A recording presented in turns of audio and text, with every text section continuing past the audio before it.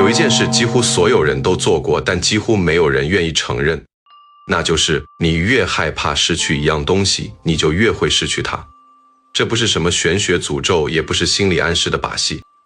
这是因果律中最冷酷、最精准，也最被人忽视的一条铁则。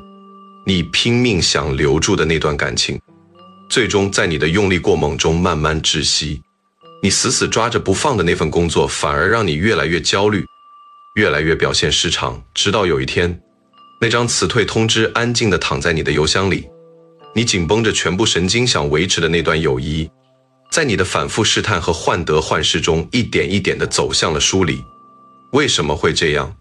为什么偏偏是那些你最不想失去的东西，最终都离开了？今天我们就来彻底谈清楚这件事，不是要让你学会放下这两个字，因为每一个说出放下的人心里都清楚那有多难。我们要做的是比放下更深一层的事，我们要去看清楚那个死死抓住不放的你究竟是谁，那个执念背后藏着怎样的因果，怎样的业力，怎样的心理机制。当你真正看清楚了它，你会发现放下这件事根本不需要努力，因为当你看清楚那双手里握的是什么，你会自然而然地松开。那个抓得最紧的人，往往是内心最空的人。我想先问你一个问题，你有没有注意过，当你极度渴望一件事的时候，你的状态是什么样的？比如你疯狂爱上一个人，你开始反复查看对方的朋友圈，每隔10分钟刷新一次，看对方有没有给你回消息。你开始在脑子里反复推演两个人之间的每一句对话，哪里说错了，哪里说对了，下一次见面应该怎么开口。你开始不停地问身边的朋友，你觉得他喜欢我吗？然后不管朋友怎么回答，你的焦虑都没有减少半分。你有没有注意到，在那个状态里，你的整个人其实是收缩的，你的肩膀是耸起来的，你的呼吸是浅的，你的思维是乱的，你的睡眠是断续的。你以为你是在爱，但其实你是在恐惧。佛学里有一个词叫贪爱，很多人以为贪爱说的是贪图享乐，是欲望泛滥，但真正深入理解佛法之后，你会发现贪爱最深沉的形态不是放纵，而是抓紧，是那种生怕失去的紧紧抓住不放的状态。阿含经里说爱别离苦，这爱别离苦不是说相爱的人分别了才痛苦，而是说只要你对一件事一个人产生了不能没有的执着，那苦就已经开始了。不是等到失去的那一刻才开始，而是从你开始害怕失去的那一刻就已经开始了。你有没有回想起过某一段关系？不一定是爱情，可能是友情，可能是亲情，可能是一段职场关系。在那段关系里，你付出了最多，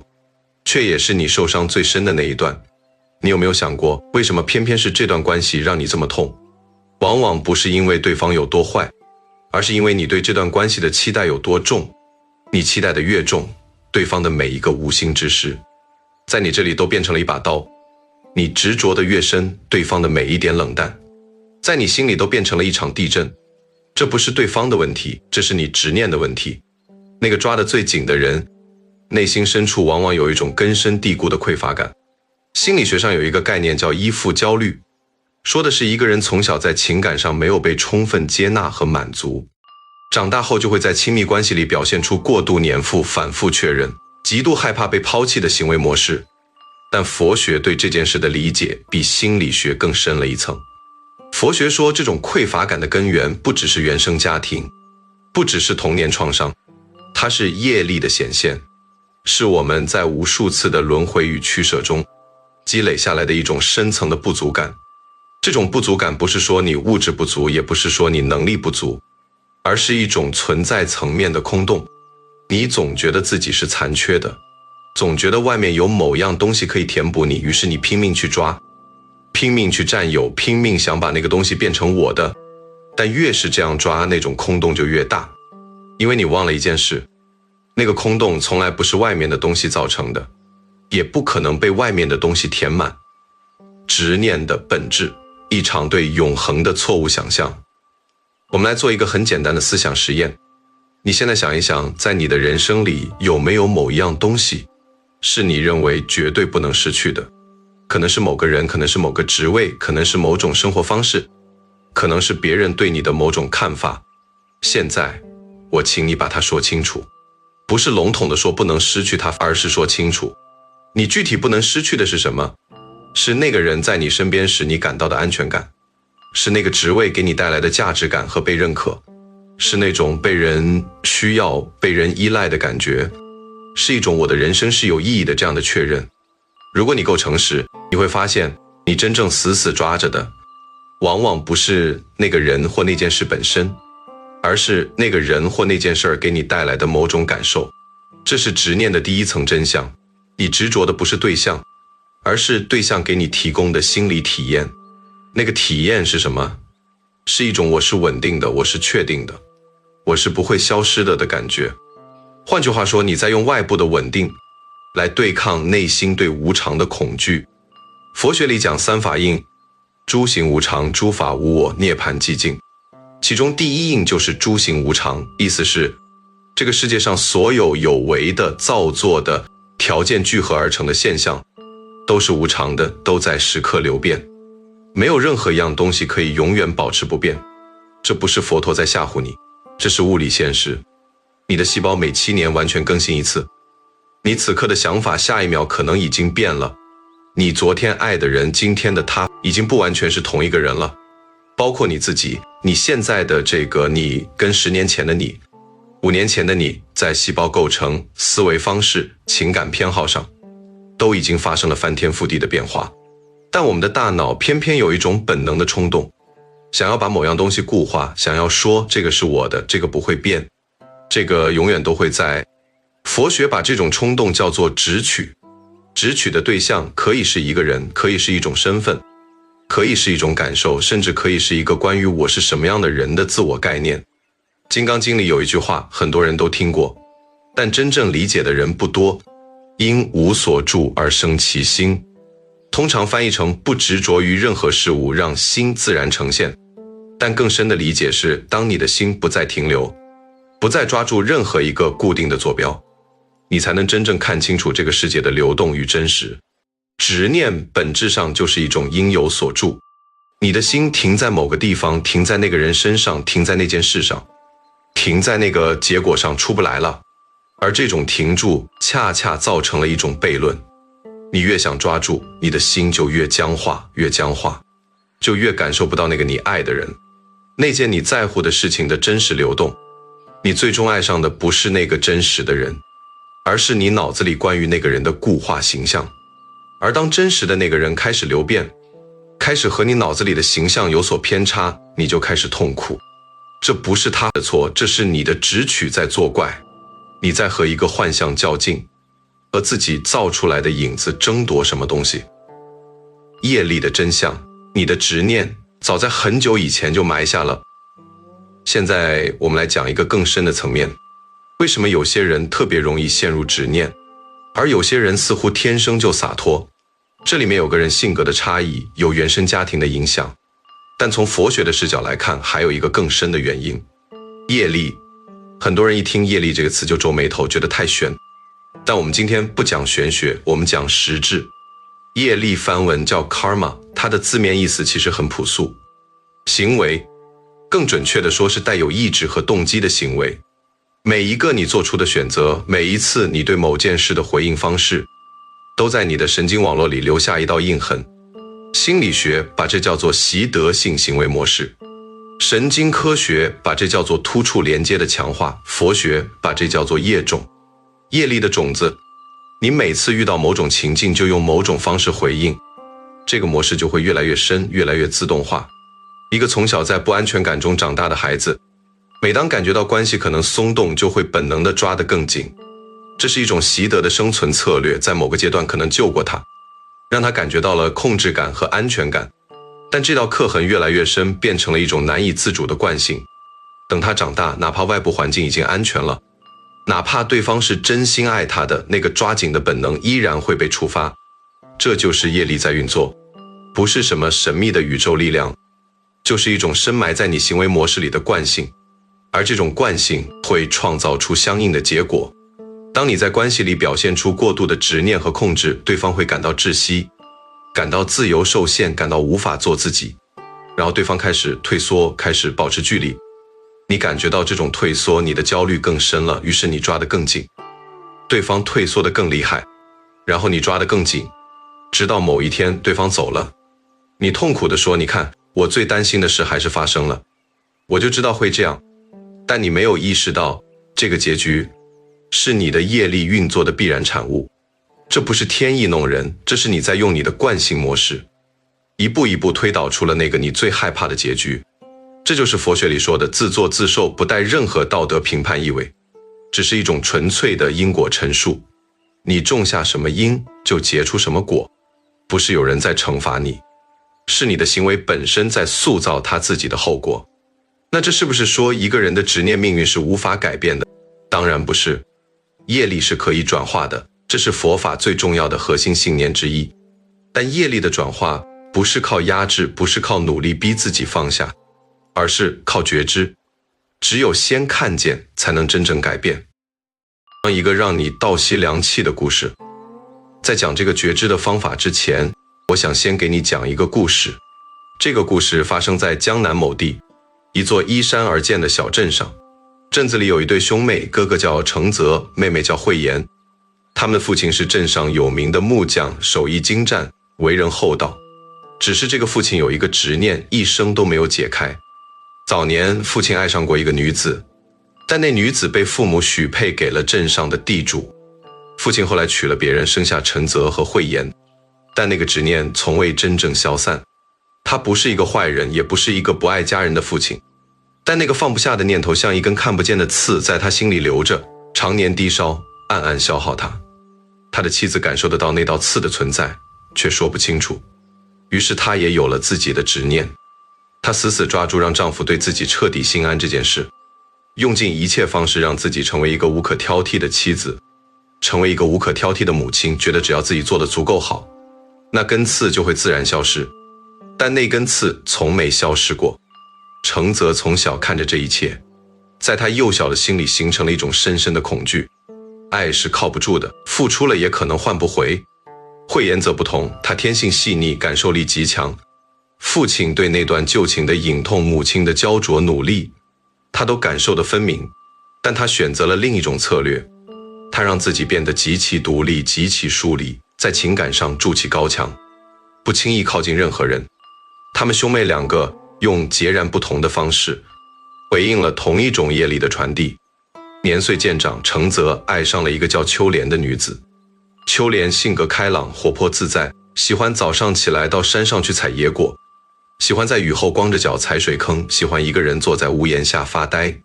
程泽喜欢她的这些自在，但同时程泽又极度害怕这种自在，因为那个自在意味着他可以随时离开。于是程泽开始一点一点地用关心的名义，用爱的名义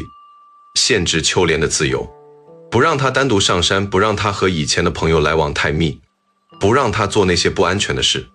秋莲起初以为这是深爱的表现，感到感动，但渐渐的她开始感到窒息。她不再能采野果了，不再能踩水坑了，不再能坐在屋檐下发呆了，因为只要她做这些，程泽就会紧张，就会追问，就会在他回来之后眼神里带着一种复杂的不安。秋莲变得越来越沉默，她不是不爱程泽，她只是在程泽爱的重量下快喘不过气了。有一天，镇上来了一位云游的老僧，在镇口的古树下搭起临时的草棚，为路过的人解惑。程泽的父亲恰好路过，坐了下来。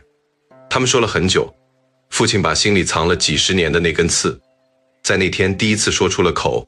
老僧听完没有立刻说话，他只是随手从地上拾起一根枯枝，在泥地上画了一个圈，然后在圈里画了一个点。你说你执着于那个女子，但你真正执着的是什么？父亲想了想，说是遗憾吧，是那份没有得到圆满的感觉。老僧点了点头，继续问，那如果当年她嫁给了你，你就圆满了吗？父亲愣了一下，说应该是的。老僧摇摇头，轻声说，这个圆是画在泥地上的，雨一来就没了。父亲抬起头，眼神里有些茫然。老僧指了指那个圆，你以为你执着的是那个人，但你真正舍不得的是那个如果当时选择了另一条路，我的人生会更完整的感觉。但我告诉你，无论你选了哪条路，那种缺失感都会在另一个地方等着你，因为那个缺失不在路上，在你心里。父亲沉默了很久，泥地上那个用枯枝画出的圆被夜里的露水晕开，慢慢的消失了。那天回去，父亲把这段话讲给了妻子听，妻子哭了，不是因为悲伤，而是因为忽然明白了，他这几十年来拼命做一个完美妻子的努力，其实针对的是一个虚假的靶子。那个靶子从来就不是让丈夫不再惦记别人，而是他自己内心深处那个我不够好，所以我会被抛弃的恐惧。他用几十年的努力在对抗一个从未真实存在过的威胁。程泽后来也知道了这件事，他坐在家门口看着院子里的树发了很久的呆，他想起秋莲越来越沉默的眼神，想起他站在屋檐下望着远处山脊的那种眼神，不是向往别处，只是在找一点点空气。他忽然意识到，他以为自己是在保护秋莲，但其实他在做的和父亲当年把那段遗憾深埋心底是同一件事。他在用一种扭曲的方式对抗自己内心深处那种你随时可以离开我的深层恐惧。那天晚上，程泽在秋莲面前哭了。他说，我一直以为是你让我害怕，但其实让我害怕的是我自己。秋莲坐在他旁边没说话，但把手放在了他手上。这是他们之间第一次真正意义上的靠近，不是用占有去靠近，是用坦诚去靠近。而慧妍呢？慧妍一直没有嫁人，不是没有机会，而是每当有人靠近，她那道高墙就会自动升起。她以为自己是洒脱的，是超然的，是不在乎的。但有一年冬天，她病了，高烧3天，在昏沉里反反复复做同一个梦。梦里，她站在一片空旷的原野上，四周没有任何人，极其寂静，也极其寒冷。她在那个梦里哭得比清醒时哭过的所有眼泪加在一起还要多。病好之后，慧妍在日记里写了一行字，原来我以为我放下了一切，但其实我只是提前失去了一切。真正的放下不是在还没得到之前就先推开，真正的放下是得到了，爱了，然后学着在流变中不失去自己。心念的力量，你是怎么一步步创造了你的执念？程泽、秋莲、慧妍，他们的故事里包含了一个关于执念最核心的心理机制，我们来把它说清楚。每一个执念的背后都有一个触发它的核心信念，这个核心信念通常是这样的句式：如果我没有，我就是不完整的；如果离开了我，我就无法独活；如果不认可我，我就没有价值。这些核心信念很少是被明确说出来的，它们藏在行为里，藏在你的反应方式里，藏在你凌晨3点突然惊醒，然后开始检查手机的那个动作里。心念是什么？佛学里讲，心念刹那生灭，每一秒钟你的脑海里有无数个细微的念头在升起、消散，大部分念头在升起之后你根本感觉不到，但它们都在塑造着你的情绪状态，塑造着你的行为选择，最终塑造着你生命的走向。当你有一个念头，他今天回复我慢了，是不是不喜欢我了？如果你没有觉察这个念头，就会自动演化成焦虑，焦虑会演化成追问，追问会演化成对方的不耐烦，对方的不耐烦会演化成你更深的焦虑。这是心念的因果链。一个念头可以在你毫无觉察的情况下把你带进一个泥沼里，你甚至不知道自己是什么时候走进去的。华严经里有一句寄语，深刻到令人窒息：若人欲了知三世一切佛，应观法界性，一切唯心造。一切唯心造，不是说这个世界是你想象出来的，而是说你所经历的现实在很大程度上是由你的心念的质量决定的。你的心念里充满了执取和恐惧，你的现实就会充满抓不住和失去。不是宇宙在惩罚你，是你的心念在创造你的体验。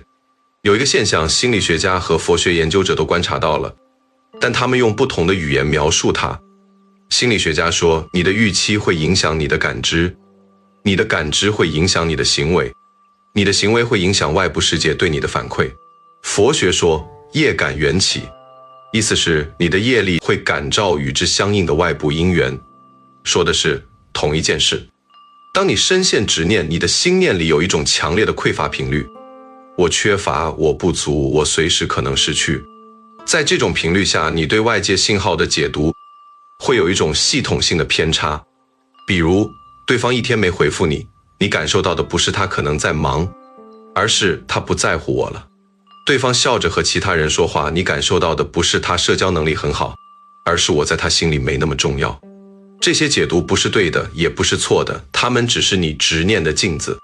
折射出你内心深处那个我终将被遗弃的底层恐惧。而最残忍的地方在于，你的这种解读会影响你的行为，你的行为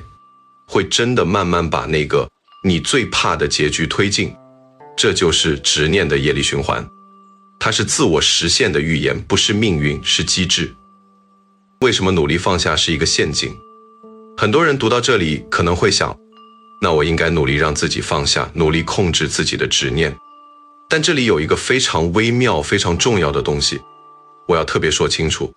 努力放下，很多时候本身就是一种执念。你有没有遇到过这样的情况？你在痛苦的执着于某件事，然后有人告诉你要放下，你一听，好，我要放下，我要努力放下。然后你开始反复告诉自己我放下了，但那件事还是一直在你脑子里转。为什么？因为你的注意力还在那件事上，你只是把执着于那件事换成了执着于放下那件事。执着本身没有消失，只是换了一个对象。佛学里有一个非常有意思的比喻，用手指压水，你用一根手指按住水面，水会向四周涌开，但只要你一松手，水立刻回来。努力放下就是在用力压水，你压得越用力，反弹的力量越大。真正的放下不是压制，而是了解，是真正看见你所执着的东西的本质是什么。禅宗有一个著名的公案，说的是有一个弟子去问六祖慧能，我心不安，请大师为我安心，把那个不安的心拿来，我帮你安。弟子愣了，找了半天说找不到那个不安的心。慧能说，我已经为你安了心。这个公案里有一个极其深刻的洞见，当你真正去寻找那个执念，仔细看它，仔细找它究竟是什么，在哪里，它的本质是什么，你会发现它没有一个固定的形状，没有一个坚实的核心，它只是一系列在你脑海里漂浮的念头，一些关于未来可能发生之事的想象，一些关于没有这个我会怎样的剧情预演。当你真正停下来仔细去看那个执念，你会发现你真正害怕的是一种感觉，而不是一个真实的威胁。而感觉是可以和解的，感觉是可以经历然后走过去的。只有当你真正停下来去看它，而不是努力逃离它或压制它，那扇门才会慢慢开始松动。觉醒的开始，从我感到恐惧到我看见了恐惧，有一个非常重要的语言转换，我想教给你。当你处于执念中，你的内心话语通常是这样的，我太害怕失去他了，我离不开这份工作，我必须让他认可我。这些话语的主语都是我，宾语是外部的某样东西，中间的动词是害怕、离不开、必须。这种语言结构把你变成了一个被外部事物控制的人。那个执念是你，你就是那个执念，它在哪里，你就被拖到哪里。现在试着做一个小小的转换，不是我太害怕失去它了，而是我注意到此刻有一种关于失去的恐惧在我的意识里升起。不是我离不开这份工作，而是我注意到，当我想象离开这份工作的时候，内心有一种强烈的不安全感被触发了。感觉到区别了吗？第二种说法，把我和那个执念分开了，有一个恐惧在我的意识里升起。这句话里，那个恐惧是一个现象，而我是那个可以观察到这个现象的存在。这个转变在佛学里叫做观，梵文 vipassana， 意思是清明的看见。楞严经里有一个核心的命题，能见的那个，不是那个被见的对象。换成通俗的话说，能觉察到自己在执着的那个觉察本身，从来不是那个执着。当你意识到自己在恐惧，那个正在意识着的你，已经不是那个纯粹的恐惧本身了，你比你的恐惧更大，你比你的执念更大。这就是觉醒的最初起点，不是你突然变得无欲无求，不是你突然飘飘然超凡脱俗，只是你多了一点点距离，让你可以看见自己在做什么，而不是完全被淹没在那个做的行为里。只是这一点点距离已经是天壤之别，因为当你能看见，你才有了选择的空间。在这之前你没有选择，你只是被惯性推着走，转念的艺术不是把执念强行扭转，而是换一个观察位置。我们来讲一讲转念这件事。转念不是把坏的想法换成好的想法这么简单。如果仅仅是把我要失去它了换成失去它也没关系，天涯何处无芳草，这叫做自我欺骗，不叫转念。因为那个底层的恐惧还在，你只是在表面涂了一层粉，但伤口还在渗血。真正的转念是换一个观察执念的位置。让我用一个你可能很熟悉的生活场景来说明。假设你有一段关系，最近感到非常不安，对方最近变得有些冷淡，回复消息慢了，见面的次数少了，你的执念告诉你他不想要我了。在执念的位置上，你只能看见这一种可能，他要离开。于是你焦虑、追问、猜测、反复确认，在朋友圈发隐晦的文字，等着看对方会不会反应。现在我们来转念，不是把他要离开换成他不会离开，而是扩大视野，换一个更高的观察台。在这个扩大的视野里，你可以看见第一层，对方可能最近有压力，和感情无关，只是状态不好。第二层，即使对方真的开始疏远，这是他的选择，这是双方互动的结果，这和你的生命价值本身无关。第三层，我对这段关系的安全感，为什么要完全依赖于对方的回复速度？是什么让我的内心安稳感如此脆弱，需要不停地从外部确认？第四层，我所感受到的这个失去的恐惧，它是从哪里来的？它在我生命里是第一次出现吗？它是不是和更早的某段经历有关？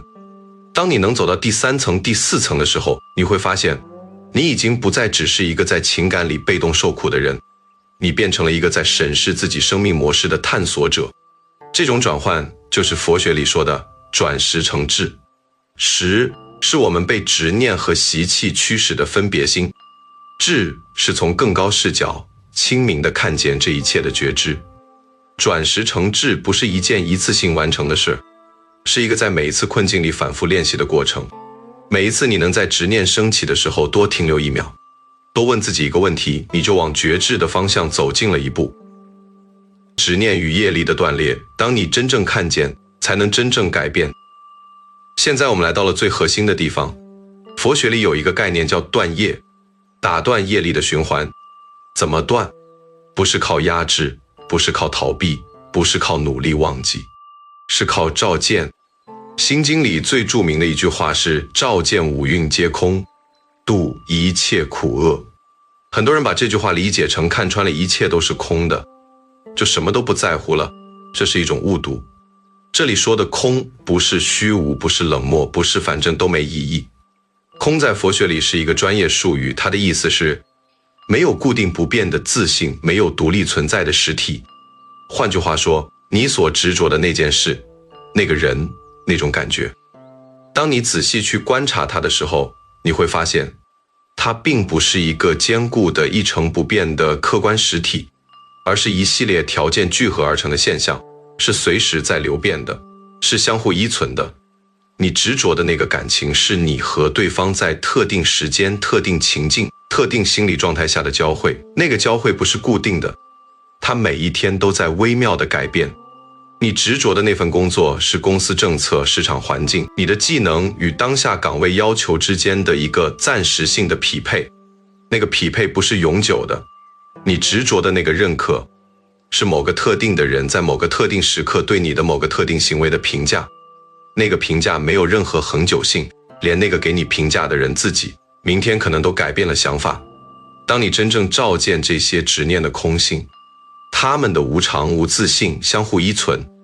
你不会变得冷漠，恰恰相反，你会变得更加温柔。因为你知道了，那个让你爱得那么深的人，是那么多条件汇聚之后才来到你生命里的，那多么珍贵，那多么难得。你不再需要紧紧抓住，因为抓不住这件事本身是宇宙运作的方式，而不是你的失败。你开始懂得，爱一个人不是把他锁在你的掌心，而是在他流经你生命的这段时光里，好好陪伴，好好感受，好好珍惜。当他需要离开，你能够平静地感谢这段相遇，然后放手。这不是冷漠，这是真正的爱。真正的爱里没有执念，因为没有恐惧。只有那种我爱你，所以我希望你去过你真正需要的生活，无论那是不是在我身边。生活里的真实觉察练习，3个让你当下可以做的事。讲了这么多深层的道理，我们来落地。我要给你3个非常具体的方法，不是心灵鸡汤，是真实可以操作的觉察练习。第一个练习叫做命名你的执念。很多时候执念之所以如此有力量，是因为它是隐形的，是混入了你的情绪和思维里，让你分不清哪个是真实的感知，哪个是执念在作怪。所以第一步是把它命名。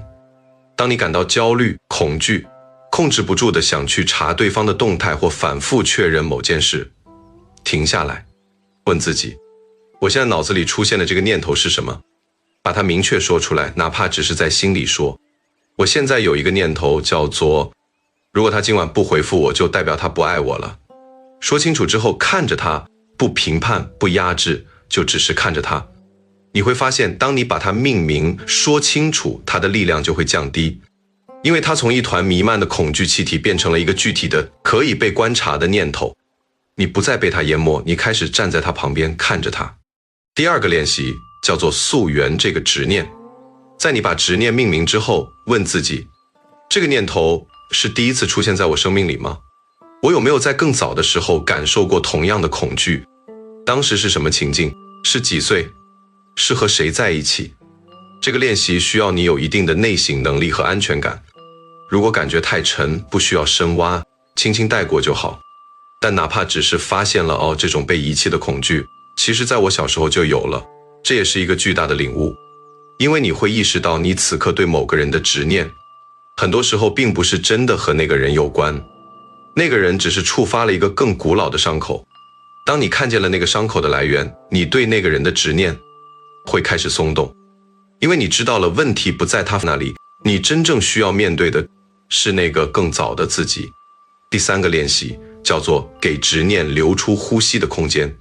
这是一个看起来很奇怪的建议，但非常有效。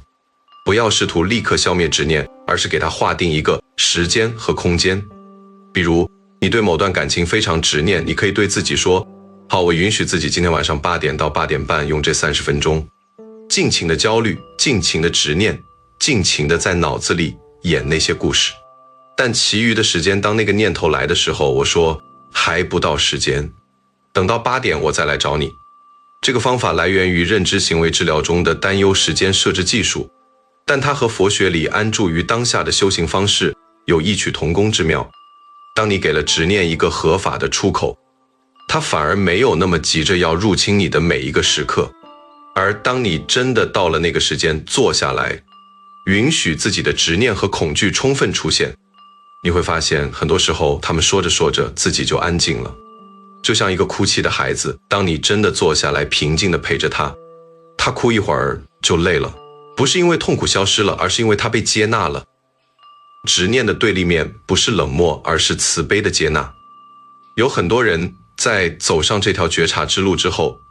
会陷入另一种误区，他们把不执着等同于不在乎，把放下等同于冷漠，把看穿无常等同于对一切都无动于衷，然后他们变成了一种奇怪的状态，嘴上说着随缘，心里其实在逃避，嘴上说着我不在乎了，但其实是在用防御和疏离来保护那个被执念反复灼伤的内心。这不是觉悟，这是另一种形式的执念，执着于不在乎这件事，执着于构建一副我不会被伤到的坚硬外壳。慧言的那个选择就是这个误区的写照。真正的放下是你完全的爱了，完全的投入了，然后当结果不如你所愿的时候，你能够不被那个结果摧毁，不是因为你不爱，而是因为你爱的同时也保持了对自己的忠诚，对无常的接纳，对生命流变的尊重。佛学里有一个词叫慈悲，很多人把慈悲理解成对别人的怜悯和同情，但真正的慈悲首先是对自己那个还在挣扎的，还在受苦的，还没能完全放下的部分保持一种温柔的不评判的接纳。你不需要快速放下，你不需要强迫自己立刻解脱，你只需要在那个执念里多一点点觉察，多一丝丝温柔地面对自己，就这一点点已经足够让整个内心的生态开始慢慢转化。维摩诘经里有一句话说得极好，从痴有爱，则我病生。意思是执念和病苦来自对事物本质的不了解，来自那种以为可以抓住什么的无知。但反过来说，这也意味着当了解开始，当觉察开始，那个病就已经开始好了，不是一夜之间痊愈，而是慢慢的一天一天的越来越轻。那些最终放下了的人经历了什么？我想给你讲几个真实的状态，不是什么宗教高人的故事，就是普通人在生命里某个转折点上的经历。有一个做了20年销售的人，职业生涯里有一件事一直是他的执念，升到大区经理，他把全部的自我价值和这个职位捆绑在了一起，为此牺牲了无数和家人在一起的时间，牺牲了健康，牺牲了睡眠。终于在他45岁的时候，那个职位给了另一个人，他崩溃了将近半年，觉得自己的人生彻底失败了。但就在那半年里，因为他几乎没有再去社交应酬，他开始和自己真正待在一起。他发现自己其实对花草有深深的热爱，年轻时就喜欢，但多年来一直被不务正业的判断压着没有去做。他开始在阳台上种花，然后越种越多，后来在小区里给邻居设计花园，后来出了一本关于阳台花园的书，后来在网上开了课，影响了几十万人。他说，那次失去是我这辈子最好的事。但他又说，如果没有那半年的彻底崩溃，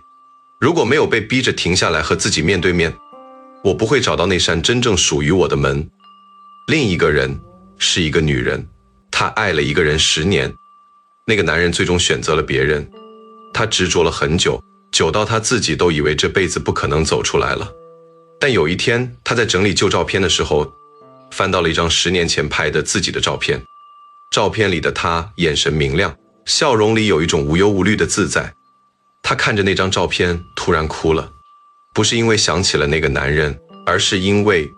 她认出了那个眼神里的自己，那个在爱上他之前就已经存在的完整的自己。她明白了，她执着了10年的并不是那个男人，而是找回那个完整感的渴望。而那个完整感从来不在那个男人那里，他一直都在他自己这里。从那天起，他开始做了一件事，每天问自己一个问题，今天我为自己的那个明亮的眼神做了什么？这个问题彻底改变了他，不是因为他不再爱了，而是因为他找到了一个更本质的爱的对象，他自己那个无论什么情况下都值得被好好对待的自己。还有一个人是一个父亲，他为儿子的人生规划执念了将近20年，他替儿子选专业、选职业、选女友，在他心里，他所有的付出都是爱。但儿子在30岁那年和他说了一句话，爸，我爱你，但我需要你相信我可以自己选择。父亲第一反应是愤怒，然后是委屈，然后是一种深深的疲惫。他在那种疲惫里第一次停下来，问了自己一个问题，我替他选了这一切，究竟是为了他，还是为了我自己？是为了他能过得好，还是为了证明我是一个好父亲？还是为了弥补我自己年轻时没能选择的那些遗憾？他沉默了很久，然后哭了。他第一次意识到，那20年的爱里，有多少其实是他自己的执念，有多少是他把未解开的人生课题转移到了儿子身上。从那天起，他开始学着退后一步，学着相信儿子，学着让那份爱变得轻一些。他说，那是他做过的最难的事，也是他做过的最爱自己儿子的事。这3个人的故事有一个共同的转折点，他们都在某个时刻停了下来，看见了自己。不是看见外部发生了什么，而是看见了在外部发生的一切背后，他们自己的内心究竟在运作着什么样的模式。那个停下来，那个看见，就是觉醒的开始。当执念消融，人生会是什么样子？有人可能会担心，如果我真的不再执念了，我会不会失去前进的动力？我会不会变成一个对什么都无所谓的人？我还会不会爱？会不会在乎？会不会努力？这是一个非常好的问题。答案是，你不会失去动力，但动力的来源会改变。执念驱动的动力是一种逃避性的动力，逃避失去，逃避匮乏，逃避那种不够好的感觉。这种动力往往很猛，推着你拼命向前，但同时伴随着巨大的焦虑和紧绷，而且很容易崩溃。因为一旦目标没有实现，整个动力系统就失去了支撑。觉醒之后的动力是一种朝向性的动力，不是逃离什么，而是因为感受到了内心真实的热爱，真实的好奇，真实的创造冲动，而自然的向前走。就像慧妍在病里的那个梦之后，她开始允许自己去爱，去靠近，不是因为恐惧被孤独吞噬，而是因为她真的想要体验生命里那种有人在旁边的温暖。就像那个种花的销售，他的热情不是因为要证明什么，而是因为那些花草本身就让他感到愉悦和充盈。这两种动力最直观的区别是，执念驱动时，你的眼神里有一种紧张的光，是一种盯着目标不肯放的那种紧。觉醒之后，你的眼神里有一种舒展的光，是一种专注却平静的那种定。你做的事可能是同样的事，但你做的感受完全不同。前者让你越来越消耗，后者让你越来越充盈。前者让周围的人感到压力，后者让周围的人感到安心。这就是佛学里说的无为而无不为，不是什么都不做，而是不再从执念和恐惧出发去做，而是从内心的自然流动出发去做。这种状态下，你会发现一个奇妙的现象，你越来越少地抓那些本来抓不住的东西，反而开始自然地停留。你越来越少地证明那些本来难以获得的认可，反而开始自然地出现。不是因为你变得更聪明了，不是因为你的策略更高明了，而是因为你的心念的频率改变了，从匮乏变成了充盈，从恐惧变成了从容。这正是华严经里那句话的真实含义，一切唯心造。你的心念在最深的层面上塑造着你的现实。关于因果最深的一层理解，你的执念就是你的世界的设计师。我们在开篇的时候讲了因果的运作，现在我想把因果说得更深一点。很多人对因果的理解停留在一种线性的交易性的层面，我做了好事，所以我有好报，我做了坏事，所以我受惩罚。这种理解不能说错，但太浅了。更深的因果理解是，你不只是在因果链条里被动地接受结果，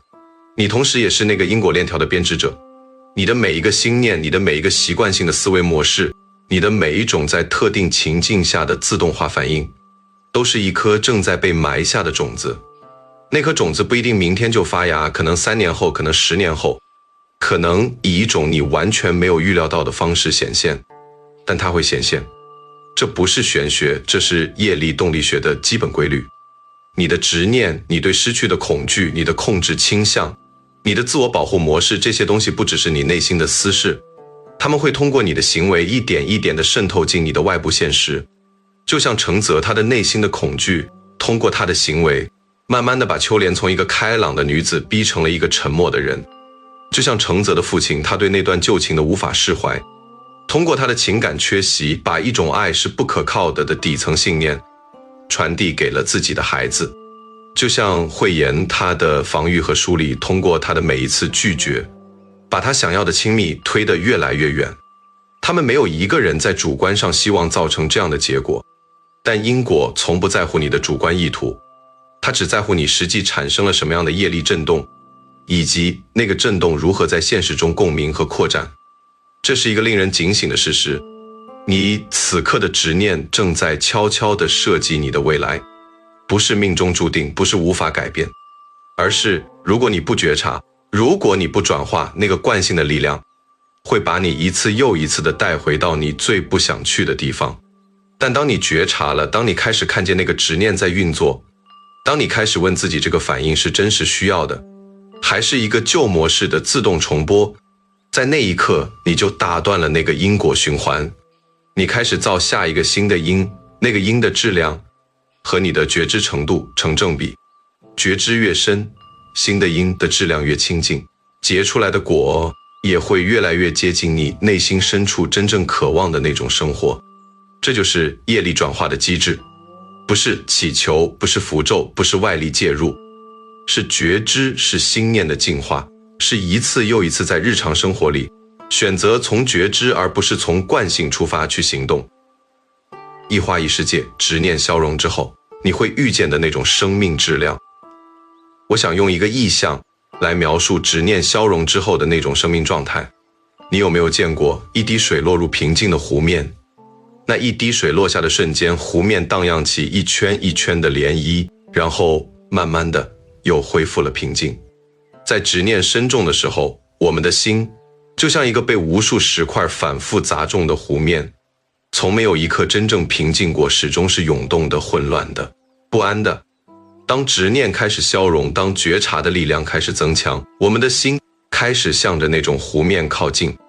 它依然会被扰动，因为生活依然会有波折，依然会有让你担心、让你在乎的事情。但它扰动之后，恢复平静的速度越来越快，而且更重要的，当它平静的时候，你会开始看见那个湖面里映照出的东西。你开始能够真正看见眼前的人，不是通过执念的滤镜去看，而是真正的清明的看见他们本来的样子。你开始能够真正听见别人在说什么，不是用你的执念去解读，而是真正的用心地听见他们真正想表达的东西。你开始能够真正感受到生命里那些微小的美。清晨窗外的鸟叫，一杯热茶的温度，一个许久不见的朋友发来的问候，孩子睡着了之后脸上的那种彻底放松的表情，这些东西一直都在，但执念像一层厚厚的雾，让你根本感受不到它们。当那层雾开始散去，你会发现你一直以为只有得到了什么才能快乐，但其实生命本身就已经藏着足够多的礼物，那个不需要任何条件就能存在的喜悦，佛学里叫做法喜，不是因为得到了什么而喜，而是生命本质里的一种清净的喜悦。当你不再被执念遮蔽，它就会自然地透出来。这不是什么神秘的宗教体验，这是每一个普通人在做了足够多的内心功课之后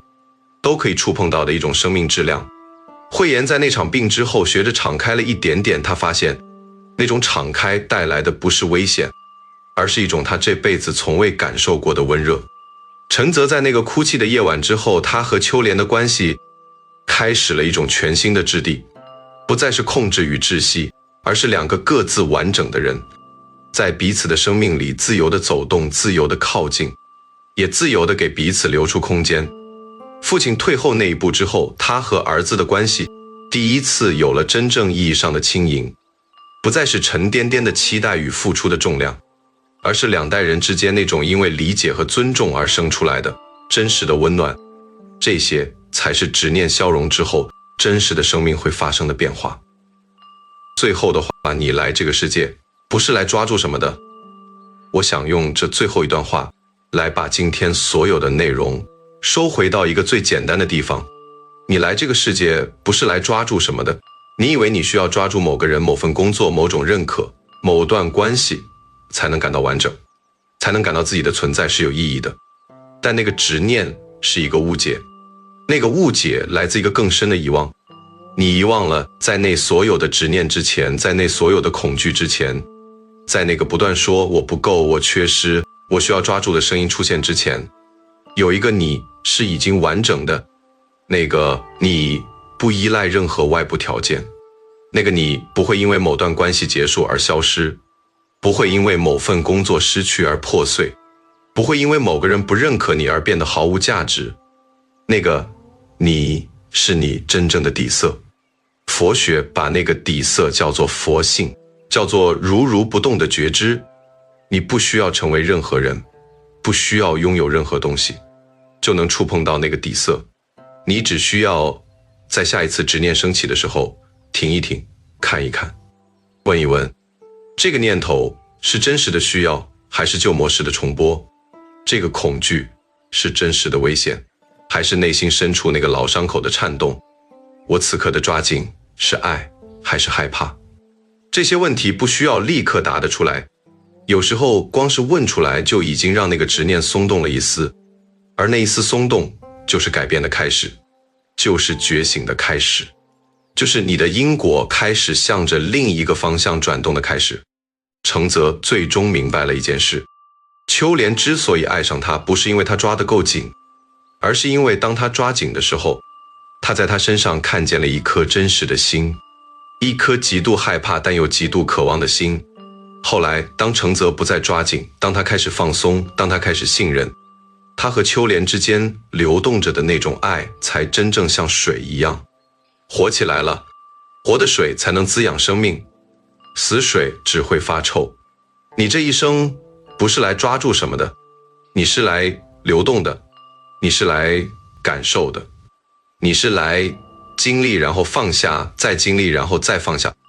在这一次次的流动和松开里变得越来越轻，越来越透明，越来越接近那个从来就不曾缺少过任何东西的你自己。愿你在今天之后，每当那双手习惯性的攥紧，能够想起这句话：你抓得那么紧，究竟是在抓什么？那个被你紧紧抓着的东西，真的就是你以为的那个东西吗？如果你在某个深夜，在这个问题里感到了一种奇异的松动，一种说不清楚的自由，那就是了。